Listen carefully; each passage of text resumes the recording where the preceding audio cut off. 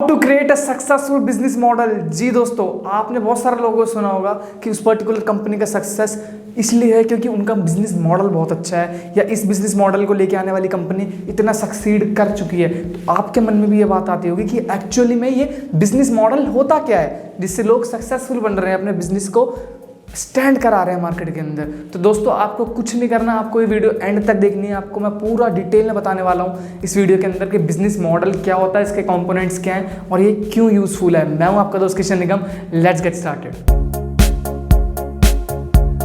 तो मैं आप लोगों को समझाता हूं कि एक्चुअल में ये बिजनेस मॉडल होता क्या है। तो गाइस, बिजनेस मॉडल ना एक कंप्लीट प्रोसेस होती है जो एक कंपनी इंप्लीमेंट करती है, एक बिजनेस यूज करती है अपना रेवेन्यू जनरेट करने के लिए अपनी ऑपरेटिंग एक्टिविटी से। यानी कि एक बिजनेस जब अपने टारगेट कस्टमर को उनके डिजायर्ड प्रोडक्ट और सर्विस प्रोवाइड कराता है ना, और उसके बदले में पैसे लेता है, उसे कंप्लीट प्रोसेस को कि वो एक्चुअल में होगा कैसे, क्या प्रोडक्ट और सर्विस आप सेल करोगे, किसको सेल करोगे, क्या डिस्ट्रीब्यूशन चैनल होंगे, इस पूरी कंप्लीट प्रोसेस को कहते हैं हम एक बिजनेस मॉडल। जी दोस्तों, अब ये बिजनेस मॉडल कई तरीके का हो सकता है। ये B2B हो सकता है, B2C हो सकता है, C2C हो सकता है, B2G हो सकता है और C2B हो सकता है। जी हाँ दोस्तों, तो ये तो होते हैं टाइप्स, लेकिन जो सबसे इंपॉर्टेंट रोल प्ले करते हैं ना एक बिजनेस मॉडल के लिए, वो होते हैं उसके कंपोनेंट्स। जी दोस्तों, ये 6 कंपोनेंट्स मिलकर एक बिजनेस मॉडल बनता है जो हम डिस्कस करने वाले हैं। ये दी मोस्ट इंपॉर्टेंट एस्पेक्ट है किसी भी बिजनेस मॉडल के लिए, तो आप ध्यान से सुनना, पूरी वीडियो को एंड तक देखना।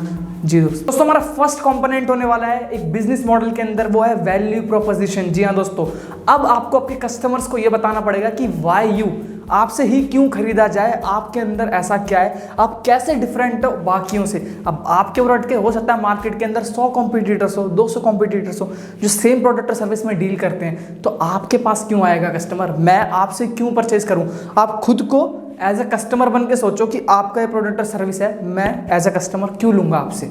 कुछ तो खास होना चाहिए, एक यूएसपी होनी चाहिए उसके अंदर, यूनिक सेलिंग प्रोपोजिशन होनी चाहिए कि आपसे ही क्यों खरीदा जाए वो प्रोडक्ट और सर्विस। तो आपको ना ये जो एस्पेक्ट है कि आपसे क्यों, व्हाई यू, ये कस्टमर के दिमाग में सेट करवाना है कि इसलिए आपसे खरीदा जाए, आपकी वैल्यू इसलिए हाई है और आपसे कस्टमर वैल्यू ज़्यादा मिल रही है लोगों को, यानी कि कस्टमर को ज़्यादा मिल रहा है आपके पास से, आपके प्रोडक्ट सर्विस में ज़्यादा बेनिफिट मिल रहे हैं। ये बात उनको पता होनी चाहिए। जब कस्टमर को ये बात समझ आ जाएगी ना कि व्हाई यू, तो आप इजीली पिच कर सकते हैं अपने प्रोडक्ट को किसी भी कस्टमर के माइंड पे। जी दोस्तों, हमारा सेकंड कंपोनेंट होने वाला है योर टारगेट कस्टमर और योर कस्टमर सेगमेंट। जी हाँ दोस्तों, गाइस देखो, आपको ये बात पता होना चाहिए कि एक्चुअल में आप प्रोडक्ट और सर्विस बना किसके लिए हो, आपसे खरीदने वाला कौन है, आपके टारगेट कस्टमर कौन है जिसको आप अपने प्रोडक्ट और सर्विस सेल करना चाह रहे हो। ऐसे कौन से लोग हैं जो आपको पे करना चाह रहे हैं, बदले में आपकी सर्विस और प्रोडक्ट लेना चाह रहे हैं। अगर ये आपके माइंड में क्लियर नहीं है ना, तो आप इजीली क्या, आप बेच ही नहीं सकते, आप सेल नहीं कर पाओगे अपने प्रोडक्ट और सर्विस को किसी को भी। मैं एक एग्जाम्पल देता हूँ। एग्जाम्पल के तौर पर, अगर आपको जो टारगेट सेगमेंट है, आप बच्चों को लेके चलते हो और आपकी बिजनेस स्ट्रैटेजी, आपकी एडवर्टाइजमेंट, आपकी मार्केटिंग जो आपने लाइन करी हुई है वो 60+ एज वालों के से करिए, तो आप कैसे टारगेट कर पाओगे।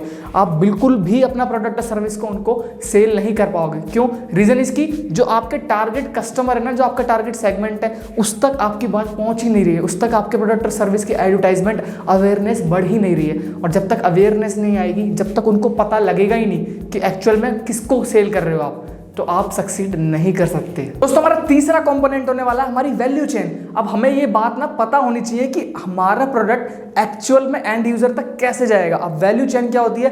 वैल्यू चेन एक पूरी एक्टिविटी होती है प्रोडक्ट के रॉ मटेरियल से डिलीवर होने तक की। यानी कि जब एक प्रोडक्ट एक्चुअल में रॉ मटेरियल था ना, वो बना भी नहीं था, तब से लेकर वो कैसे बना, उसकी शेप, उसकी डिजाइन, उसके डिस्ट्रीब्यूशन चैनल, इन सबको जो ज्वाइन करके प्रोसेस बनती है ना, जब तक प्रोडक्ट एंड यूजर तक नहीं पहुंच जाता, उसको हम कहते हैं वैल्यू चेन। अब एक वैल्यू चेन की नॉलेज आपको क्यों होनी चाहिए? आपको पता होना चाहिए आपका प्रोडक्ट किस किस फिल्टर से होके, किस किस लोकेशन से गुजर के एक्चुअल में एंड यूजर तक पहुंचेगा। आपको वो चेन आपके माइंड में क्लियर होनी चाहिए कि आपका प्रोडक्ट यहाँ बना है, ये उसकी शेप है, ये इसकी पैकेजिंग है, इसके थ्रू वो जाएगा, ये उसके सप्लायर है, ये इसके डिस्ट्रीब्यूटर है, और ऐसे पहुंचेगा एंड कंज्यूमर के साथ। और आपको इसका मकसद क्या है? इसका मकसद ये है कि आपको आपका प्रोडक्शन इंक्रीज करना है कॉस्ट एफिशिएंसी के साथ। मतलब कि आपको कॉस्ट भी कम लगानी है आपके प्रोडक्ट और सर्विस में, जो डिलीवरी कॉस्ट है, जो डिस्ट्रीब्यूशन चैनल की जो कॉस्ट है, उसको भी कम करना है, जिसकी वजह से आपको अपना प्रोडक्शन इंक्रीज करना, अपने प्रोडक्शन को बढ़ाना है। तो ये याद रखिए, डिस्ट्रीब्यूशन चैनल और ये वैल्यू चेन कंप्लीट बहुत इंपॉर्टेंट रोल प्ले करती है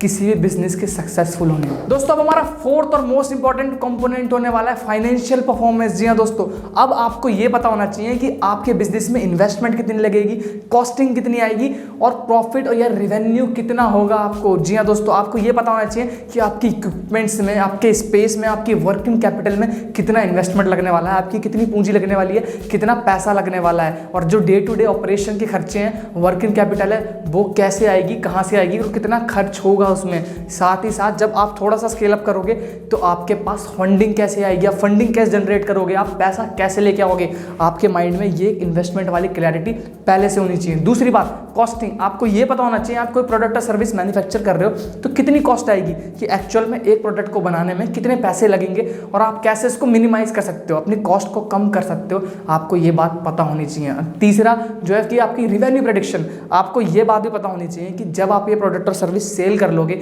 जब आपकी सेल आनी स्टार्ट होगी तो आपकी प्रेडिक्शन क्या, कि आप कितना रेवेन्यू जनरेट कर लोगे, कि कितना पैसा आपके पास आ जाएगा और जो पैसा आ रहा है वो कॉस्टिंग से ज़्यादा है या नहीं है। आप फायदा तो आपको जब ही होगा ना जब आपकी कॉस्टिंग से ज़्यादा रेवेन्यू कमाओगे आप। अगर आपकी कॉस्ट 10 रुपये आ रही है और आपके पास पैसे भी सिर्फ 10 ही आ रहे हैं तो आप तो लॉस में हो। अब कॉस्टिंग को घटा के ही तो प्रॉफिट निकालोगे, लेकिन अगर कॉस्टिंग से कम आ रहा है रेवेन्यू तो इसका मतलब आपका बिजनेस लॉस में जाएगा। तो ये आपको पहले पता होना चाहिए कि आप कितने का सेल करने वाले प्रोडक्ट को, उससे रेवेन्यू जनरेट कितना होगा, कि आपकी क्या प्रेडिक्शन है, इतना पैसा आप कमा लोगे और एक्चुअल में कॉस्टिंग क्या आने वाली है और कितनी इन्वेस्टमेंट लगेगी एक बिजनेस को स्टैंड करने में, बिजनेस को खड़ा करने में। जी हाँ दोस्तों, हमारा फिफ्थ कंपोनेंट है नॉलेज अबाउट योर कॉम्पिटिटर्स। आपको अपने कॉम्पिटिटर्स की नॉलेज होनी चाहिए कि मार्केट में अंदर आपके कॉम्पिटिटर एक्चुअल में है कौन, कौन मार्केट को लीड कर रहा है, कौन एग्जिस्टिंग जायंट है मार्केट के अंदर जिसके पास सबसे ज़्यादा कस्टमर बेस है, और उनका स्वॉट क्या है, स्वॉट से मतलब उनकी स्ट्रेंथ क्या है, उनकी वीकनेस क्या है और उनके लिए आगे आने वाली अपॉर्चुनिटी और थ्रेट्स क्या हैं। जब आप उनको वीकनेस और उनके थ्रेट्स पता लग जाएगी ना, आप उनको यूज़ कर सकते हो उनके अगेंस्ट। जी दोस्तों, आपको अपनी स्ट्रैटेजी उनसे बेहतर बनानी है, इस बात को हमेशा याद रखिए। उनसे बेहतर परफॉर्म करना है तो उनके बारे में सब कुछ आपको पता होना चाहिए, उनके बारे में सारी नॉलेज आपके पास होनी चाहिए। अगर आपको आपके कॉम्पिटिटर्स के बारे में ही नहीं पता तो आप उनको बीट कैसे करोगे, आप अपनी खुद की स्ट्रैटेजी कैसे बिल्ड करोगे जो मार्केट के अंदर उनको बीट करने वाली है। तो हमेशा याद रखो, आपको आपकी बिजनेस स्ट्रैटेजी आपके माइंड में क्लियर होनी चाहिए कि आप अपने कंपटीशन को कैसे कम करोगे, अपने कॉम्पिटिटर से ज़्यादा वैल्यू कैसे दोगे कस्टमर को। जी हाँ दोस्तों, तो हमारा 6th कंपोनेंट होने वाला है कॉम्पिटिटिव स्ट्रैटेजी। जी हाँ दोस्तों, अगर आपको कॉम्पिटिटिव एडवांटेज लेना है अपने कॉम्पिटिटर्स के ऊपर, यानी कि अगर आपको मार्केट में लीड करना है, गाइस सभी ये चाहते हैं जब वो बिजनेस लॉन्च करें तो वो मार्केट को लीड करें, सबसे ऊपर वो हो, बाकी सब उनसे नीचे हों। तो अगर आपको ये लीड करने वाली बात अप्लाई करनी है ना, आपको लीड करना है मार्केट के अंदर, तो आपको ऐसी कॉम्पिटिटिव स्ट्रैटेजी बनानी होगी जो आपके कॉम्पिटिटर को बीट कर दे। अब वो कैसे होगा, वो होगा ऐसे, आपको ज़्यादा वैल्यू देनी है, आपके जो कस्टमर्स हैं, आपके टारगेट कस्टमर है, उनको ज़्यादा वैल्यू दीजिए, कम प्राइस पे दीजिए, लेटेस्ट प्रोडक्ट प्रोवाइड कराइए, यूनिकनेस दीजिए अपने प्रोडक्ट के अंदर। जब आप इन चीज़ों के साथ अपनी बिजनेस स्ट्रैटेजी को अलाइन करोगे ना, अपनी मार्केटिंग को अच्छा करोगे, अपने एडवर्टाइजमेंट को अच्छा करोगे, प्रमोशनल एक्टिविटी को अच्छा करोगे, तब आप एक ऐसी कॉम्पिटिटिव स्ट्रैटेजी बना लोगे जो आपको गेन दिलाएगी, यानी कि आपको फ़ायदा दिलाएगी आपके कॉम्पिटिटर्स के ऊपर। जी दोस्तों, आपको पता है कि आपका बिजनेस मॉडल इतना इंपॉर्टेंट क्यों है, क्यों इतना इंपॉर्टेंट रोल प्ले करता है? तो गाइस, बिजनेस मॉडल ही डिसाइड करता है कि आप में फंडिंग कैसे आएगी। गाइस, ये बात याद रखिए, कोई भी आप में पैसा जब इन्वेस्ट करेगा जब वो आपका बिजनेस मॉडल देखेगा कि आप एक्चुअल में पैसा जनरेट कैसे करोगे, कैसे पैसे ला के दोगे उनको एक्चुअली में। तो आपको अपने बिजनेस मॉडल को बहुत सोच समझ के बनाना है। टाइम टू टाइम चेंजेस की रिक्वायरमेंट आती रहेंगी, उसको टाइम टू टाइम चेंज करते रहिए और एक बेहतर बिजनेस मॉडल बनाइए। और अगर ये वीडियो पसंद आई है तो प्लीज़ वीडियो को लाइक कीजिए, शेयर कीजिए, वीडियो पर कॉमेंट कीजिए, चैनल को सब्सक्राइब कीजिए और बेल आइकन दबाना मत भूलना। Thank you so much.